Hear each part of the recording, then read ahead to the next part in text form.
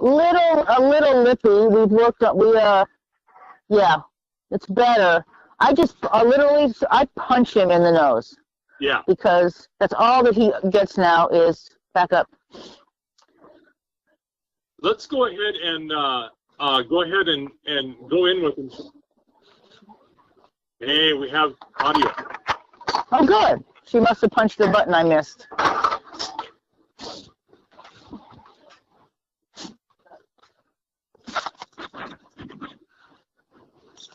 Okay. I'm so much more emboldened with you on the phone, Brandon. I'm telling you. Well, I just turned my sound down on my computer, so I'm just on the telephone here, and I know we have a delay. We got the right button punched. Yes. Nice. Awesome. Awesome. Suzanne is taking a bow for the sound, so that's awesome. She deserves it. Well, you know why? Because she just spent some time in sunny California, so whatever. She can. Oh, well. Yeah, right. At all then, huh? No, my brain's frozen. That's why. There you go.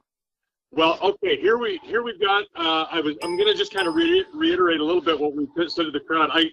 I know he's almost 9 months old, and I know there's a kind of a difficult time here at Dunrovin to be able to totally separate horses and get them away from each other. But that is what is absolute best to break that bond between the mare and the colt. And it's not so much the mare, it's making that colt realize, you know what, I don't need a mother anymore, because they're more than happy to keep coming home and living off of you and have you pay the groceries bill.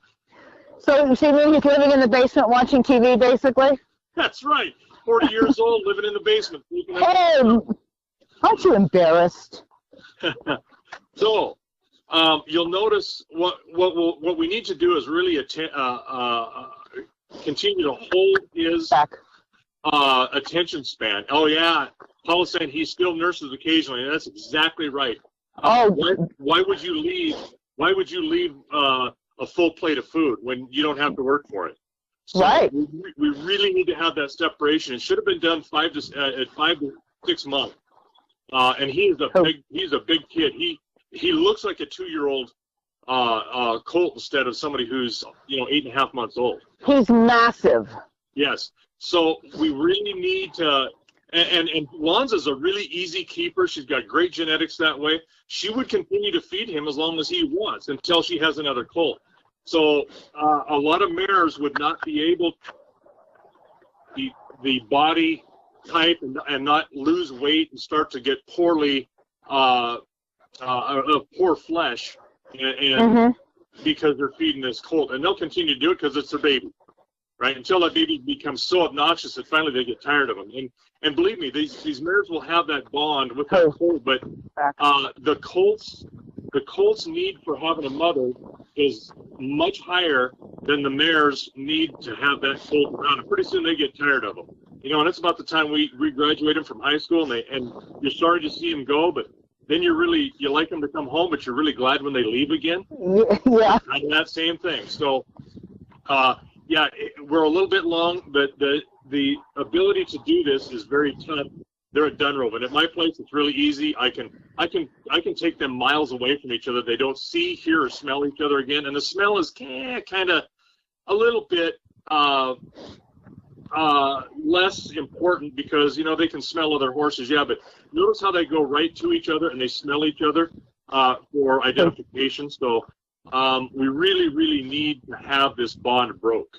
And Paul asked if the separation needs to be cold turkey or gradual. No, there is no gradual with the horse behavior, because if he sees her and you put him in back and forth all the time, they're not weaned, because he will then go right to nursing, and she'll allow him to do it.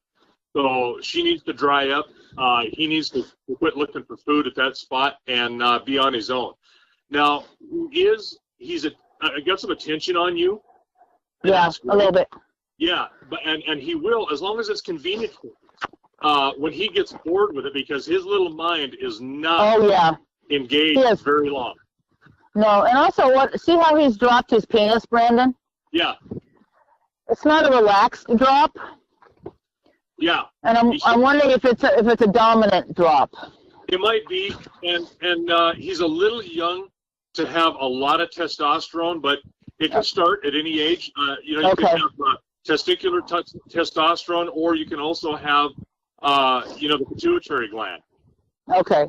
So well, we got a little lick in a chew here.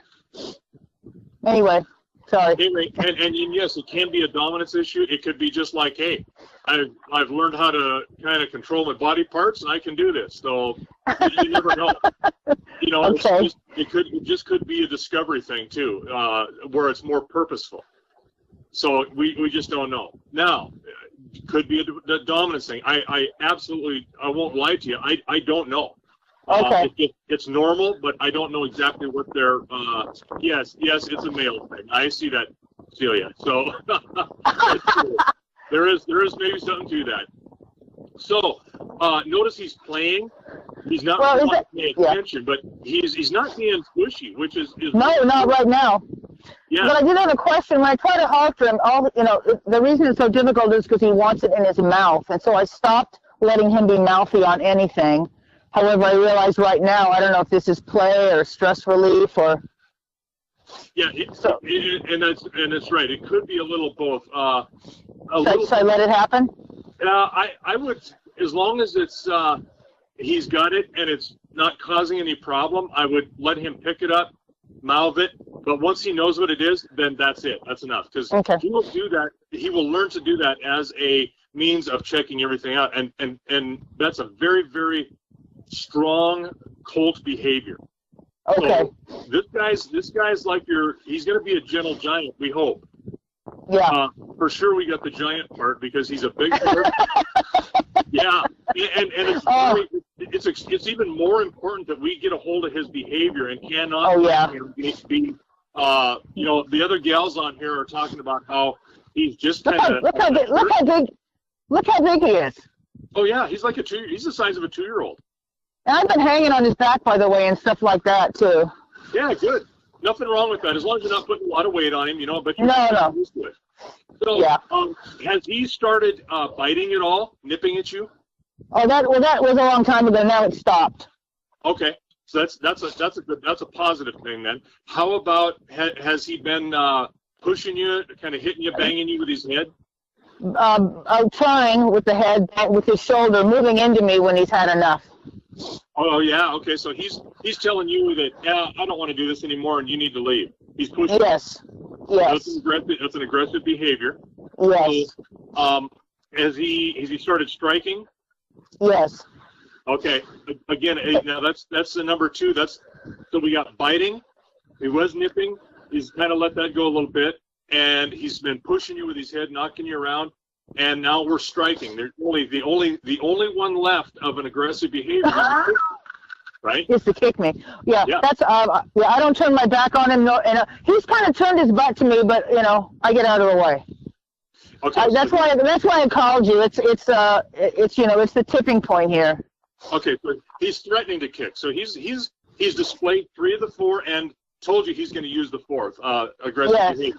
Okay, so what we need to do then is we have to be very, very strict. We have to give him some very tough love. Now, a number of things can happen. Has he started rearing? Yes. Okay, so he's. Well, that's the combo with the strike. It's a very, very upright rear, very close to me with the feet. Okay, so he's not just reaching out with the front end to strike. He's coming up off the ground into strike. Oh yeah. Okay, so he's really, really mad then, and really frustrated. He's frustrated and furious. Okay, all right. So what we've got now is a lot more really bad behavior. So we're at a point here where we really need to get a hold of him, and we're going to have to be a little tough with him and be. Absolutely, and it's going to seem like if the situation happened, we could make him fall down. Mm-hmm. We could pull him down. I mean, he absolutely has got no respect for you, except for a tiny little bit of a limited time when it's convenient for him. When it's convenient, he's like, I have nothing else to do because my mom's not here, so I might as well hang out with you. Right, and if I decide I want to go to Mom, there's nothing you can do to keep me from going, and so I'm going to get aggressive so I can go. Correct, and that's what. Oh, that's exactly right. And we talked about this, and I said, you know, my instinct is to just drop him, but I don't know if that's being mean or if that's the right thing to do. And it's all in the context again. Yes. So if he was to rear up, and let's say he was off to the side, and he was to rear up and off the ground, and you got a hold of his lead, I would absolutely not hesitate at all to pull his head around and take him off balance so he falls down. Okay. I mean, and it seems very, very, very rough, but it's not. We have to shake his attitude. We have to bring him back into a little bit of a reality. And everybody's saying here on the chat that, you know, it's scary to see. He's a naughty boy, and that you really have to watch your back. And those are all things that everybody else then has taken note of and noticed. Yes. Something, and that he's not going to like this, and they're right. So we have to treat him now as if he is a horse that is abusive or aggressive, and because he is. You know, I'm reminded of that scene in, is it Horse Whisperer, where they have the horse in the round pen. Okay. Remember that? And they had to, I don't know what they did. They tied him up and threw him down and all this stuff. And I mean, that's a lot, but I'm reminded of somebody you have to just, a really scary, aggressive horse, you have to do what you have to do. That's right. And there's a lot of different ways to do that.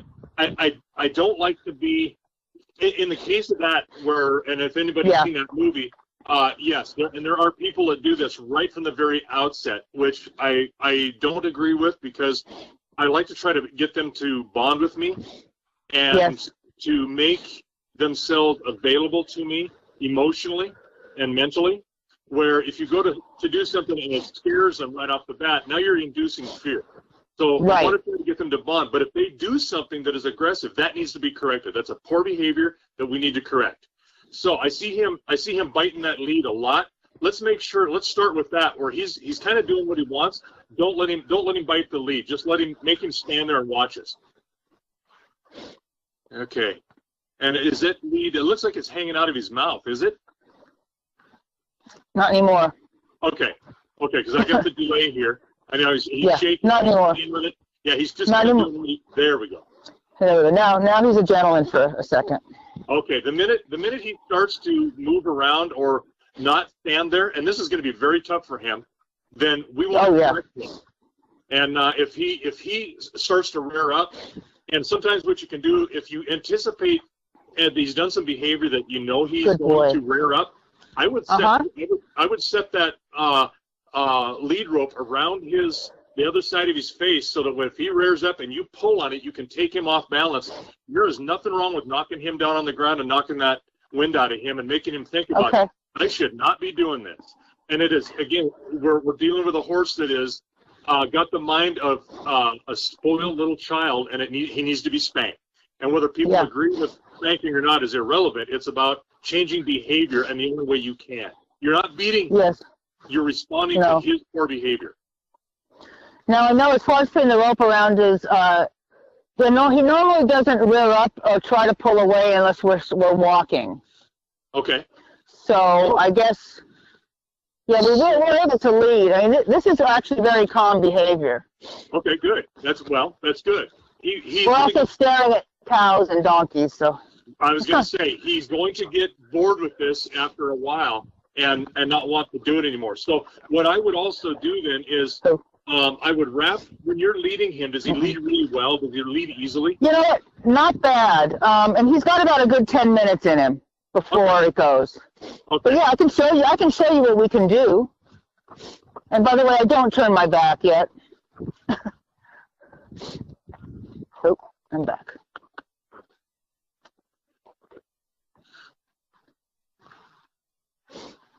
Okay. So this is what we got so far. Okay. So he's got about 3 minutes. He's got about 3 minutes in him right now. Okay. Well, and he's not wanting to pay attention to you. He's wanting to play with that lead rope. So see that when you pull it down, he's going to grab it. So just kind of pop that lead rope and not let him mouth it. And when we purposely lead, and we may have to set this up so that, oh, good job. When we may have to set this up that when you lead him away, and if he gets to the point where he starts to rear, then if you take the lead and wrap it, say on his off side or the right side, and then up over his neck, and then you're leading him from the other side. And if he jumps up and you pull him, you're going to pull his head around. Yes. And you will pull him down on the ground towards you. So you're going to need to get out of the way, but you're going to need your weight to pull him around. I mean, you weigh a heck of a lot less than I do.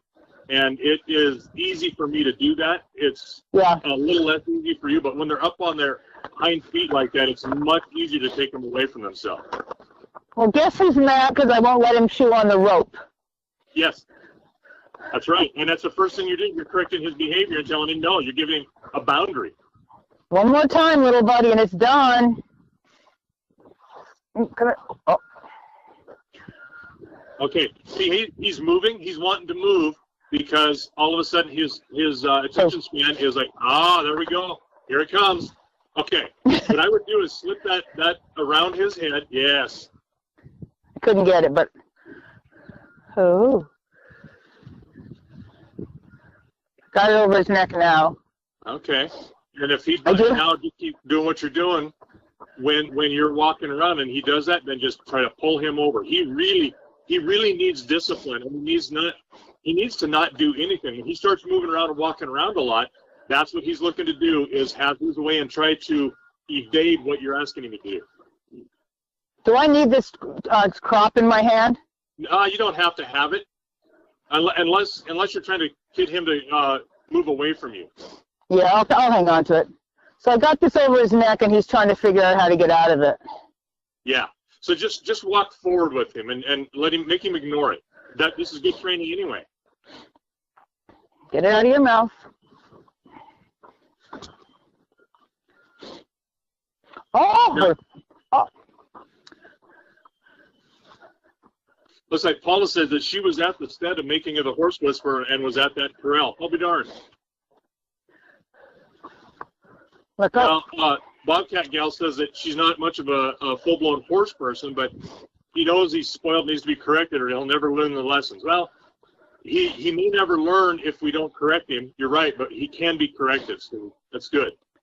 He's thinking, though. He's not just, because he has that cocked back leg, which I used to think was relaxed, but what I learned from you was I could take off at any minute.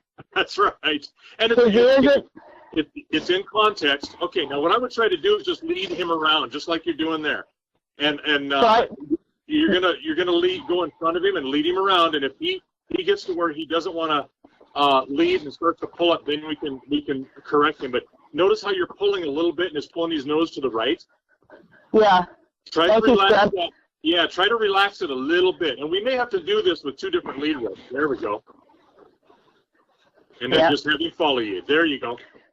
Well, he keeps grabbing the rope and it's over his neck. Yep, that's okay. It's all right. We're good. Pull it out of his mouth. Now we're getting in. See how we're getting in a struggle? And he's saying, no, I don't want to do this. There we go. Look at him reach for that rope. It's all about distraction and getting to do what I want to do.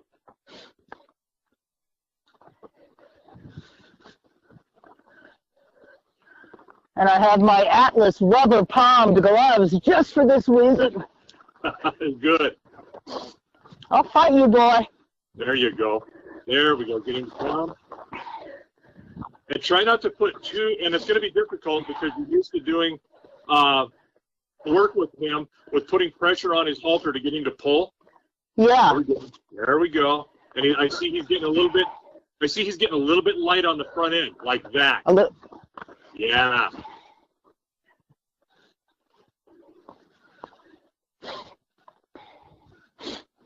Not bad. There, he's getting better, or he's just kind of. Oh.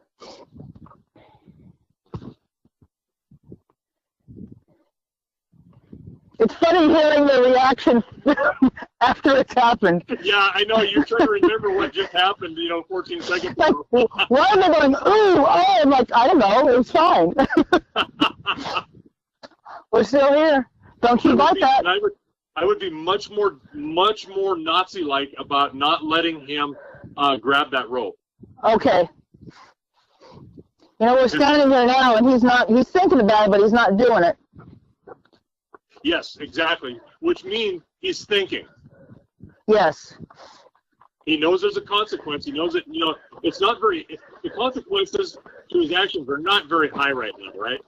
I mean, all you're doing is taking the rope out of his mouth. But he's not making the decision. There you go. Yeah.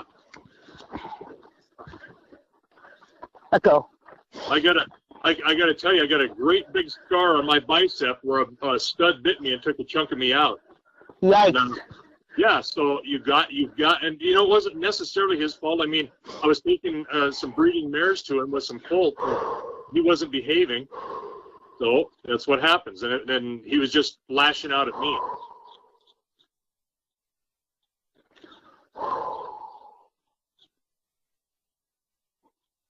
Very good. There. I don't know what I don't know what I just did, but it really kind of worked. You know what you did? What? You breathed. Yeah. And you relaxed. Oh, that again. Well, this can be a little intense, Brandon, as you know. Oh yeah, absolutely. And really, it's pretty easy for me to sit here in a nice warm chair, drinking some hot coffee. I'm not really put out too much, right? No. It's probably kind of entertaining to you. Well, it's, I tell you, it's very frustrating for me because I would like so much to be able to be I know. Oh, me too. But there you go. Good job. Very good job when you pulled his head back around and stopped and gave him some direction. He's thinking, though. See, the head going down I don't like, because to me that means he's thinking about how to evade me. Well, and what I see from there is, yeah, he's evading, but he's doing it through reaching down and grabbing that rope. It's something different. He's like, yeah, I'd rather be looking out the window than paying attention to you, teacher. His eyes are a lot softer now, Brandon, than they were 10 minutes ago. But yeah, he's needing the positive reinforcement for the good stuff, and then not so much of a negative that you get into a struggle, but you correct it with the negative, and then you get away from it. Okay.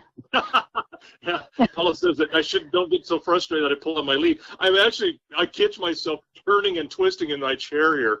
Oh, I bet you do. It's like watching my kids wrestle. I would sit on the bench and I'd be going through all kinds of contortions watching them, When I'm at a horse show, I jump over the fences. Exactly. Helping everybody out. Okay. Well, now, he's being stay away from is we don't want to work him so long that all of a sudden he's like, nothing we do is going to correct his behavior, because he's still got that very, very young mind. Yes. Okay. So he's actually, he's just, you can probably tell he's just relaxed. I think he's like, well, okay, that was clear, thank you, in a way. Right. Yeah, because nothing helping. He's checking you out. Mm-hmm. By the way, mystery remains a doll. Good.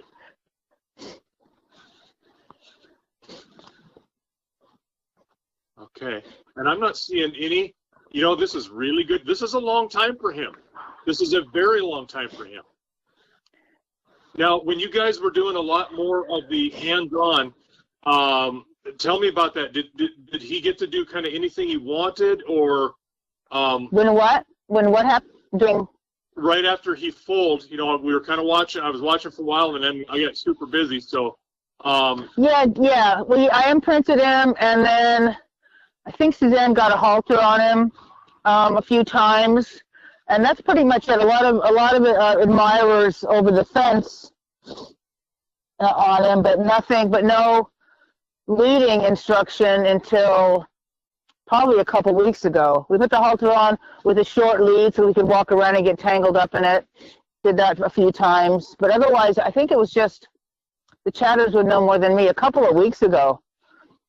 And I did it pretty much every day for, I think, a week, a day or two off. And then it just got, you know, it wasn't getting better. It was, I mean, he would, you know, he could, in quotes, lead, but behaviorally it wasn't fine. Okay. Yeah, I think what wouldn't hurt him to do is get a lot longer lead, one about 20 foot long, and I have one. Yeah. And let him drag that for, you know, a few hours a day. Okay. You know, kind of under your watch, because he's a lot bigger now, and he's going to get himself into a little more trouble, or have the potential to than he would as a baby. So, what I was looking for by that question was, did he have a lot of people handling him? And it doesn't sound like he did. So he didn't really get a chance to learn how to push people around. Right. That's true. You know, it's interesting. We had someone here who would help me feed and whatnot, and I would be out there working with him. And the first couple times she led Lonza around. And boy, I would be done with him, and I would take the halter off, and he went after her. He like left me and went after her. Was that like misplaced aggression? He went after the person, the person a little bit, yeah. When you watch what happens in a herd, and they learn this very, very quickly. What happens in a herd when the second in command of the herd gets schooled by the leader of the herd? Immediately they will turn and start schooling someone with less hierarchy than they have. And the same thing, these colts learn that very, very quickly. These colts will do that to each other. If you have a couple, 2 or 3 mares together and they're colts together in a maternity pasture, those colts learn, and they will assume their mother's place in the hierarchy, and they will enforce that for themselves. Okay. So it's almost like, you know, siblings in a family. You know, the older one will beat up. I think my brother's watching. And I'm the oldest, so there you go. But yes, I get that. It kind of trickles down. It does, yeah. And so, but it doesn't matter where they're at in the herd. They need to learn that humans are at the top. We need to train that into them, that they don't do anything that is inappropriate. He's doing really, really well. I would go ahead and you just see if you can walk away without putting any pressure on the lead, and see if you can get him to just walk with you. And then if he starts to pull back and then rear out, then pull him over if you have to. So I'm going to try. He's not going to come forward without pulling. So I'm going to see if he'll come sideways. Okay, that's fine. Come sideways, little man. You know, I was a school teacher in 4th and 5th grade, and boy, snotty boys, you know, that's what he reminds me of. It's like, oh boy. Come on. Let's do it, buddy. Come on.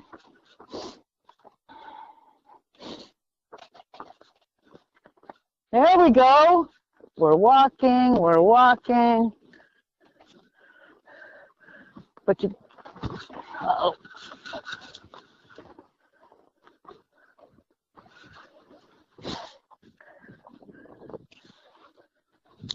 There we go. That's what I'm talking about. There we go. That's better. That's what I'm talking about. He's starting to, yeah. Yeah, that is a very, very typical behavior of them throwing a temper tantrum. There you go. Very good. You're doing just fine.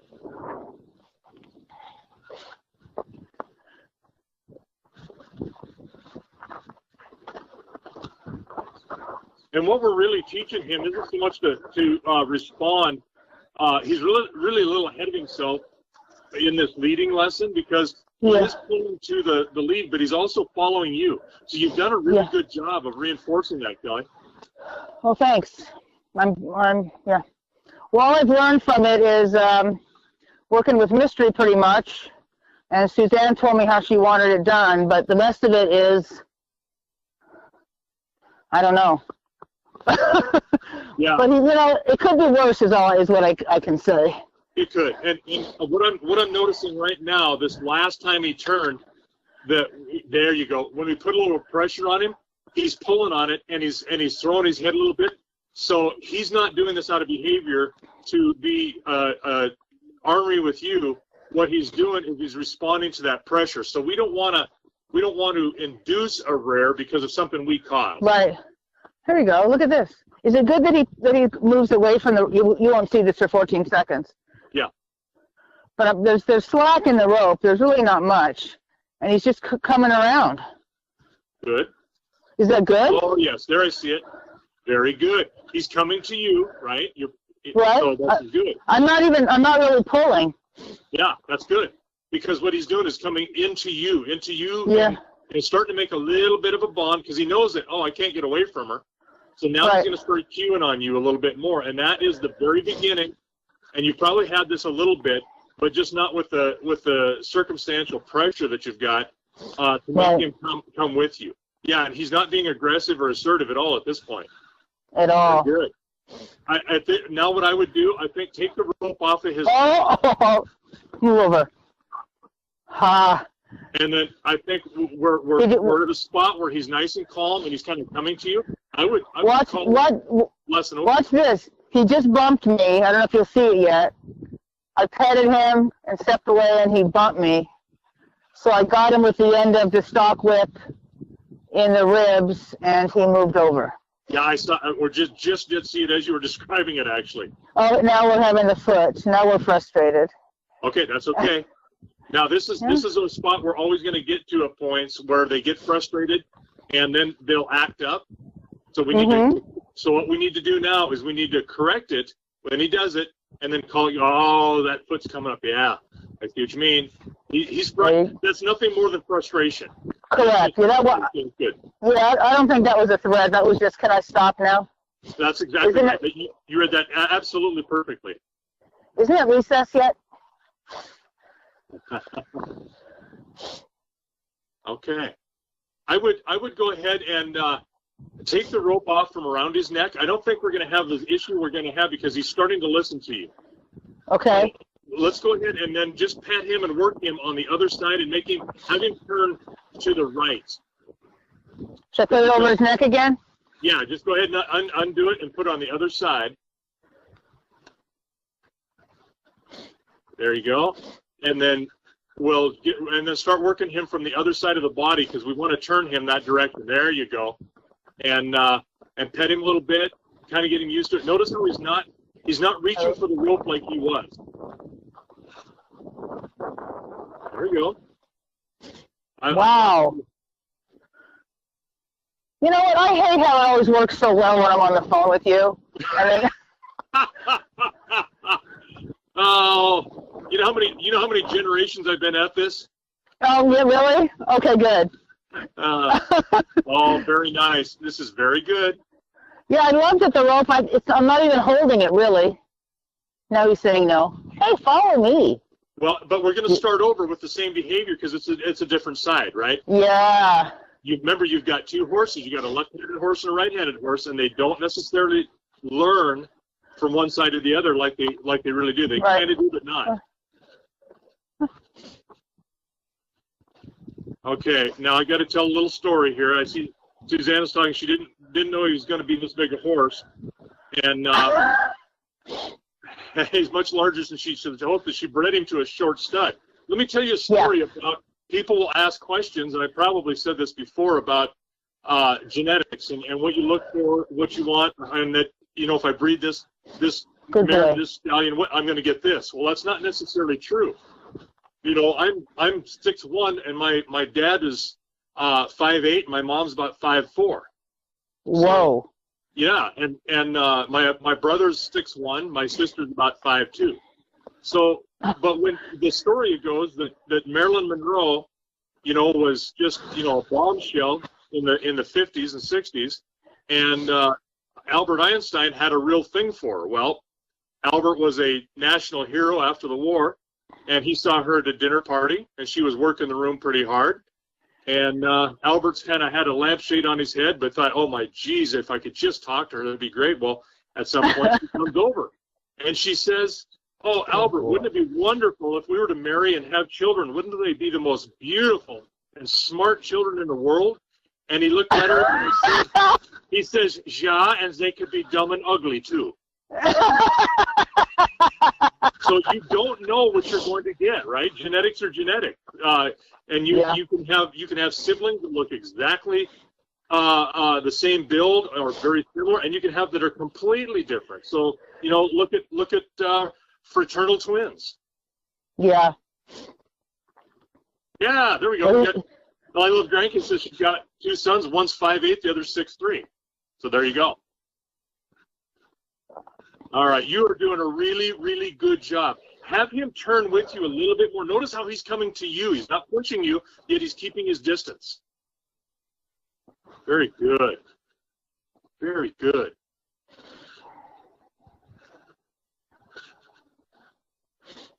Yeah, you're right. He's stiff. Oh, that's my boy.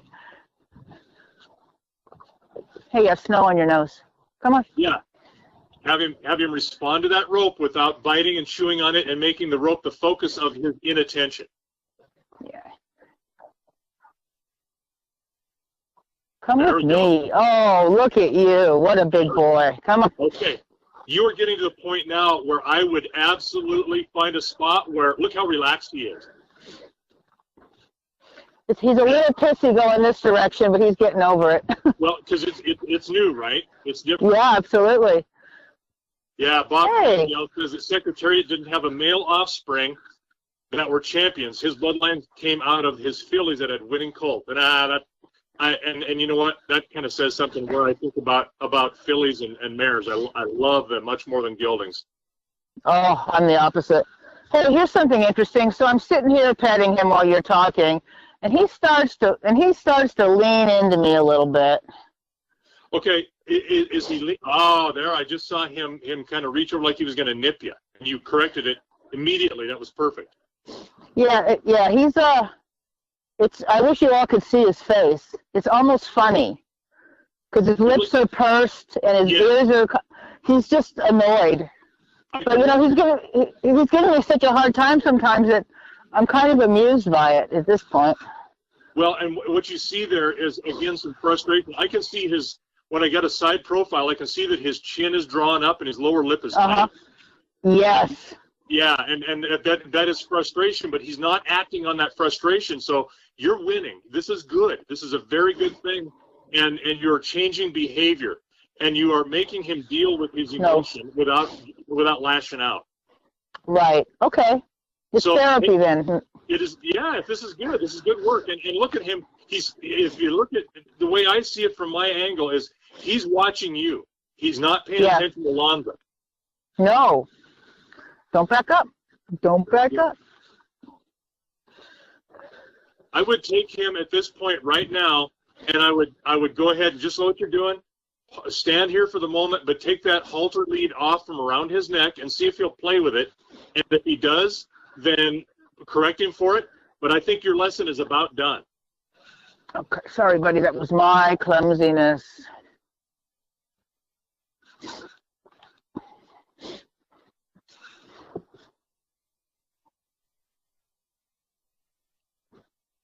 And it's okay to reach over his head. He needs to learn to let you to do that. There you go. Very good. That went well.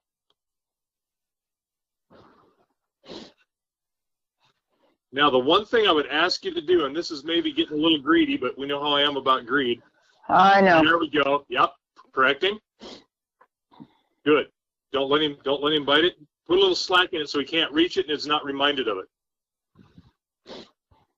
Because he can feel that on his lower chin. There we go. Very good. That little hind leg looks like he's relaxed. Uh-huh. His head is low. His ears are back. He's looking at me. Yep. He's blinking, a lot of nice soft blinking. Good. That's good behavior. Don't do it.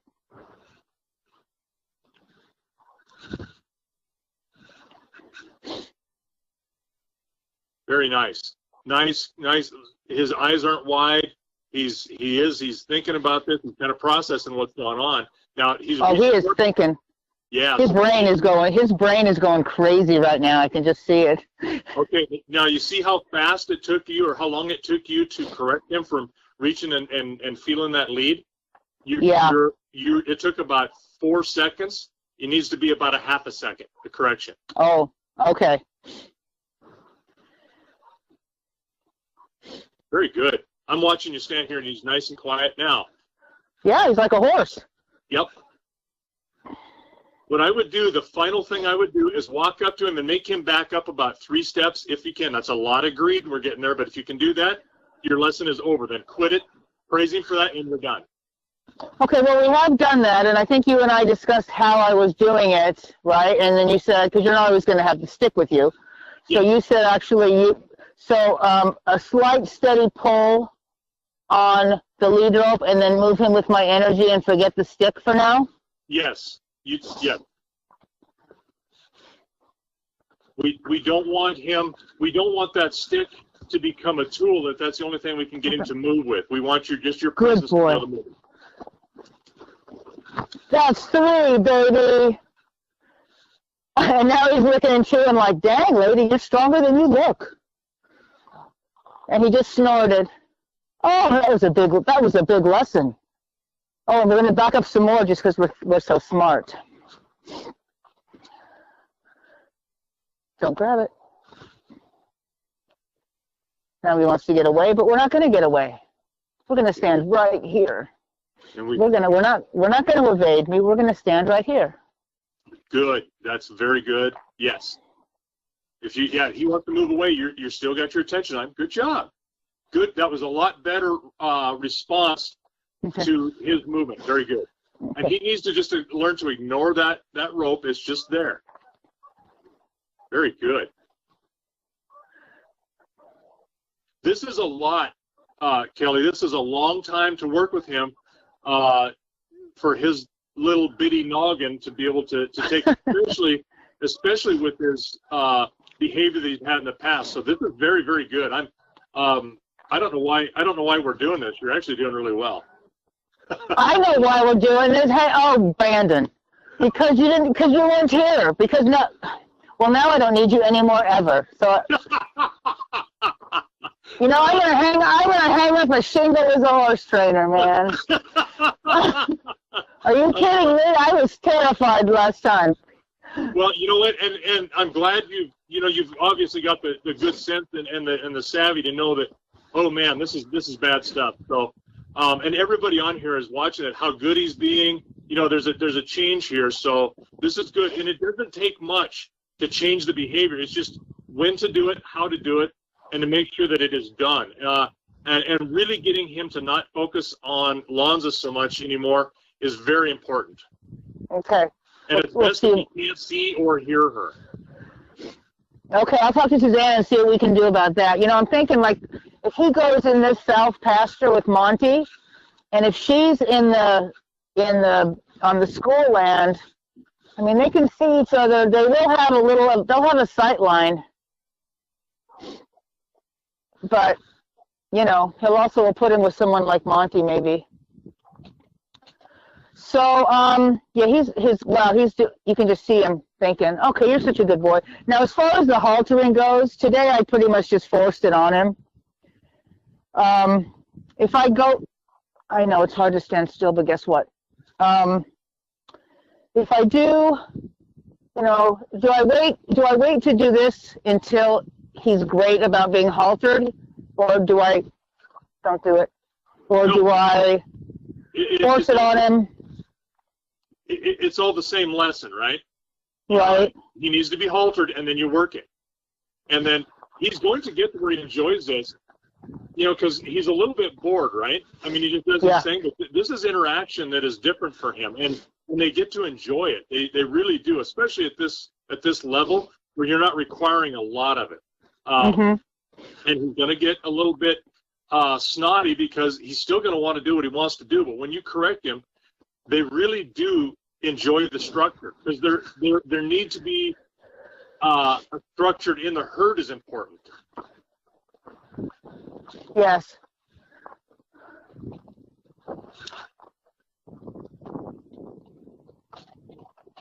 There.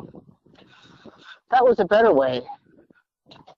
So we tried to get away again, but it wasn't quite so forceful. That's a good boy. Hey. Okay, licking and chewing now. Oh, and a big yawn, Brandon. Good. That's a good thing. Quit. So what? Go ahead. I would quit right there. Should I just leave this lid up on for now? You want to let him drag it for a while. That's not a bad thing. I would, give him a few hours. Let him go. Let him play with it.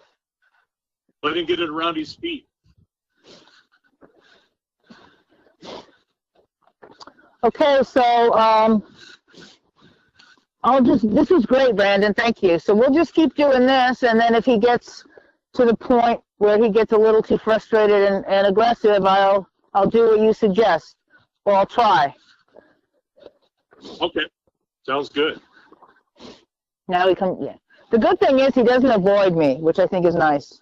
No, but look what he's doing here right now. He's walking away from you. He's getting distance from you. There, now he's coming back towards you. And probably will work over towards Lonza after you walk out the gate. He'll probably go right to her. But notice how he separated himself away from you a little bit. While you were walking, he walked away from you, got some distance, and then come back. Because he's just reducing the amount of anxiety or the pressure on himself. And that's okay. That's normal. And I like this little nibbling is, I forget which nervous system it is, but it generates saliva, right? Is it the parasympathetic or the sympathetic? Well, it depends. It depends. I mean, you can think about something. Think about biting into a lemon, and you'll salivate. So there's the sympathetic nervous system, but the parasympathetic is when it is unconscious or non-conscious. Okay. Seems to me that would be comforting for an animal such as this to know that he had food. Yeah, it's not a bad thing. I mean, and it's almost like it's a quasi reward. I never like to train with food to make that part of you get this if you do this, because then all they want to do is do this because they get this. And you'll notice I just don't train with feed of any kind or treats, because they start to expect that, and they're only doing that because they're after that, not asking or not doing it because you're asking them to.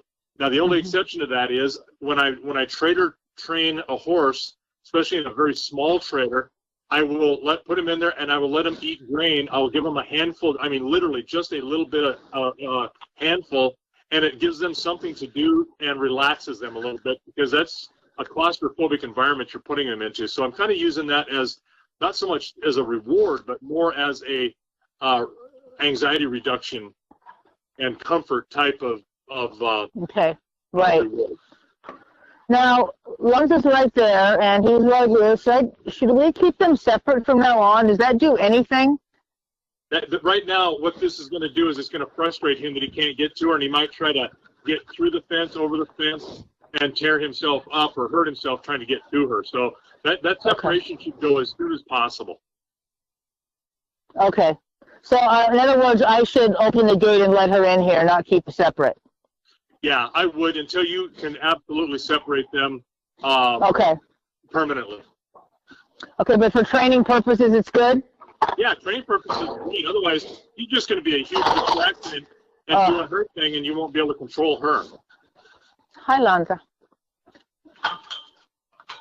And Paul asked if there's any precautions to take for the first day alone with Maudie. The only thing I would be cautious of is that he can't hurt himself, trying to get over like a barbed wire fence or get himself into a gate where there's a big gap and get his head caught in there.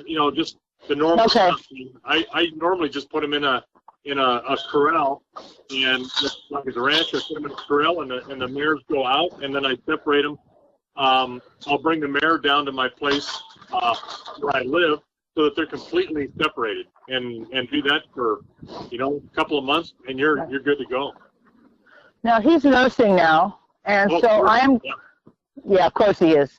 But this long lead rope, I'm afraid is going to get caught around her. I wouldn't be so. I have done this a lot with. Okay, don't worry about it. Don't worry about it. It's not long enough. I would not worry about it at all. Okay. I'd be more worried that it would get caught in a fence or something like that. Okay. And, Brandon, so I'll do this for a while, and I know that you'll allow me to call you if I've got, a big question, but then we can talk about tying him up. Yeah, and I talked with Suzanne, probably been 2 months ago about some time when we can get together, and I could maybe come over at times too and do this. And of course, the weather has not cooperated on either one of our ends to do that. So. At least the snow covered the ice, so it's not so bad. Yeah. But yeah, it's awful. Now, Paula also asked here, these are good questions, Paula. Thank you very much.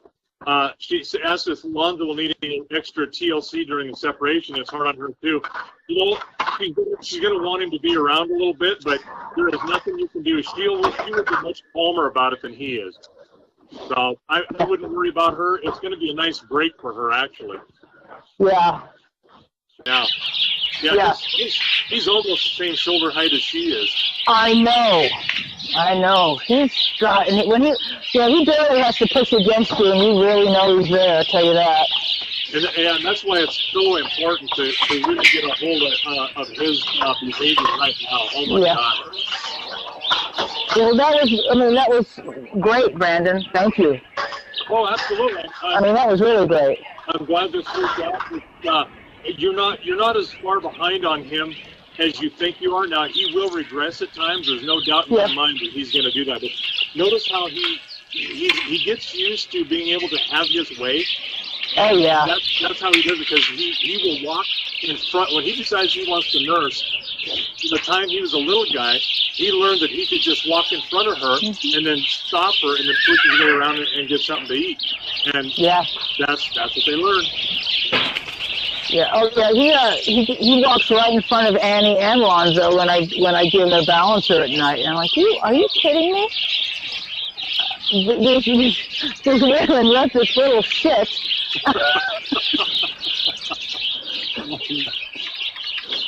He's not a little shit. He's just so adorable on the camera, and he's not a little shit. He's being exactly who he's supposed to be. But boy, when he's exactly right. Yeah, he's an 8-month-old stud colt. Well, and that's what he's supposed to do. He is supposed to try to work his way up in the herd and you get the benefits from being a herd leader, right? Oh, yeah. You get the best food, you get to the water first, and if you're the head stallion, you get the good mares. Right.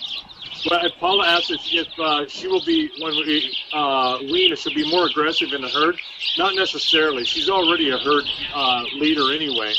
And, that's what she does. And that's not atypical for a mare. They run the household. I know my wife does.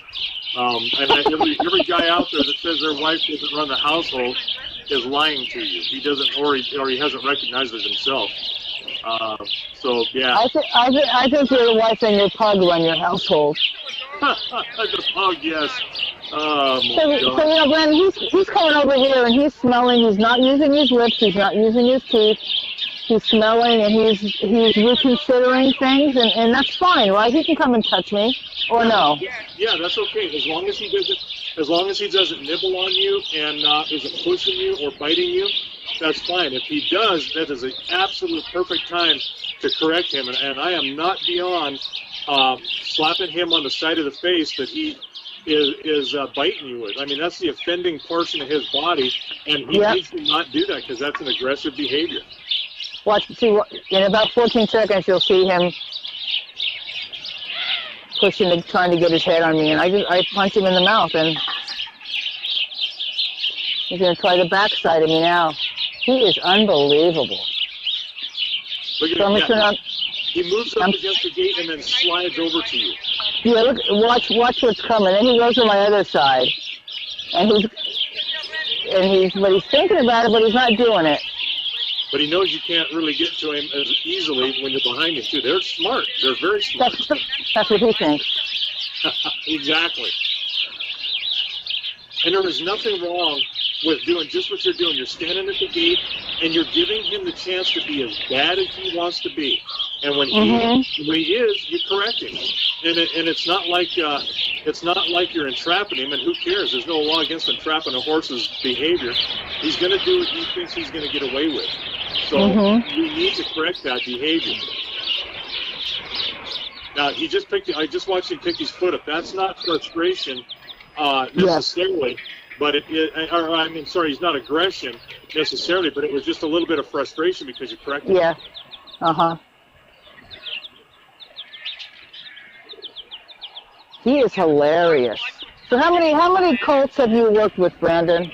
Oh my God, I can't even tell you. I have, I don't know. Now you started Mystery, right? Yeah, I raised Mystery and imprinted him. Yes, that's correct. And how was he as a baby? I'm sorry. How was he as a baby? He was a little bit aloof and kind of a little bit pushy. Oh, okay. And they do all tend to be that way. I mean, it's kind of stages of what they go through, right? It's a behavioral, just kind of a natural progression of their attitude and what they do, because they get away with a lot with their mother. Yeah, they sure do. Yeah. They sure do. Their mothers are like, "Are you kidding me? If that was my kid, he's headed into the refrigerator." Yeah, they do nothing. They do nothing. They just take it. It's like, yeah, okay, who cares? Yeah, because you know what? Because in 6 months, he's not my problem. Exactly. Well, you just said a word ahead of what I was thinking. He's going to boarding school, man. I'm done with this guy. That's right. And if he's really bad, I'll send him to military school. Yeah, that's right. Which is you. Yeah, that's right. Well, that was really, really good. I think you did a great job. You got the right approach. And, he just may be having a really good day today. Part of this is, I think, to be quite honest with you, I think it's you. Because you're a little bit distracted. You're talking, and when you're talking, you're breathing. Yes, sir, and I know that. And sometimes what I do when I'm with my horse, who's like a 1,200-pound Augie sometimes, is I actually have my headphones in with my music. Yeah. So I'm thinking about something else. But I know that too. So I need to really concentrate on that. It's it's scary too. I'm a bit in fight and flight when he's acting up. So it's a journey for both of us. Yeah, and it's a learning thing. And I've been doing this a long time, and I'm just sitting there kind of in the back of my head thinking how many colts that I've played with, and it's like, oh my God, I don't even. I'd be lying to you if I give you a number. A lot. I mean, it has been a lot. Yeah. So I bet. it's just another phase of training for me. It's different. It's an earlier start, and there's certain things that are endemic to that age, and you deal with them. But you also know that you are influencing that horse in a huge way when you're imprinting or working with them as a colt, because you can cause a monstrous problem with a monster if you do it wrong or don't do anything at all and let them get away with it. Or you can have the sweetest little guy in the world, even though he's 16 and a half hands. Uh-oh, that was a weird sound. Yeah, well, yeah, you don't want to punish for nothing, right? I mean, you don't want to over-punish, and you don't want to just be mean because you don't know what else to do. I've seen people do that too. Yeah, and it's frustration on their part, and it's like they don't have any tools, so they resort to the best thing that they think is going to work for them at the time. And I don't know who GSBMO is. Oh, that's Gabby. Yeah. Okay, it's just like kids, and that is exactly correct. And if more people would correct their kids at a younger age and hold them accountable for their actions, we would have a whole lot less issues with adolescents and adults. Absolutely. Hey, why don't we start a school for wayward boys? Well, I've done some leadership stuff with some kids, like at-risk kids, and some of their parents were there, and they're like, oh my God, in 2 days, they're like, what did you do with my kid? And I mean, they saw the change happen right in front of them, right in front of their very eyes. Right. And it's about accountability. It's about listening to them too, and not giving them what they want, but giving them what they need. And sometimes that is a very hard thing to do to give that message, and it's hard to hear, and there's a way to do it that'll turn them on and a way to turn them off, but you know what? This message still needs to be heard. Yes. You know, I've been said to me that I didn't like, but you know what? They were honest, and probably had a lot of truth to them, and it's like, you know what? I need to change what I'm doing.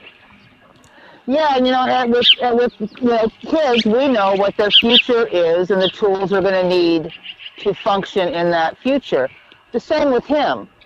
We know what his future looks like, more or less, and there's certain tools and behaviors he needs to really have in order to be successful in that future, or he's going to be miserable. So if I think about it that way, then then I would never punish him for just annoying me, right? I would have to punish him as a correction to put him on the right path, so to speak. Yes? Yes. You are a trainer is nothing more than the same role as a parent. Exactly the same. Yeah. And I was a teacher at elementary school, and you know, I used to say they don't pay me enough to raise 32 kids, but that's pretty much what you do when you're an elementary school teacher. You raise kids. That's right. My wife was a junior high teacher and currently a high school teacher, and it is exactly that. It is about the same approach to problem solving with a kid, whether it's you know, teaching them something, or sometimes you got to almost be their parent, because sometimes you don't know where they come from, what their background is, and they've got some issues. So do some of these horses. They come with some things that have happened to them and aren't necessarily the most positive. Right. But so far, I'm glad you think it's going well. I mean, I'm glad you're thinking that we're going in the right direction, at least. Yeah, and just to the last thought to this, so that you can get in out of the cold and let everybody hear this and kind of come to an end, is the one thing that I'm glad that we did not have to do is resort to throwing him down or get him to the point where he actually went up on his own. If you're doing that, you're already changing the behavior in a positive manner where he's not getting out of control, and that is the important thing. When I'm working with a horse, there are some trainers that will force a horse to buck because they say, "Well, we're going to get this out of him." Why do that?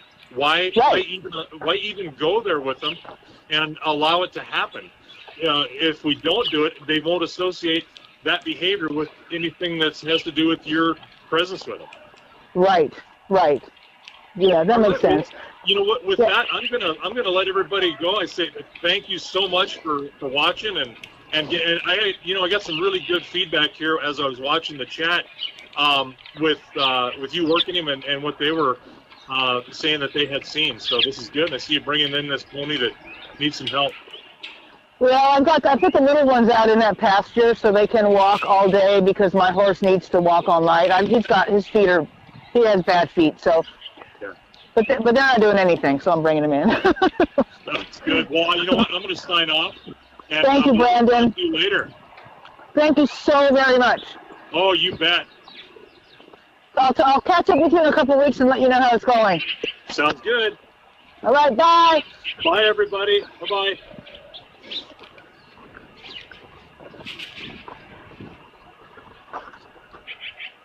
I might still be on with the rest of you, so I am going to go into the office and get on the chat.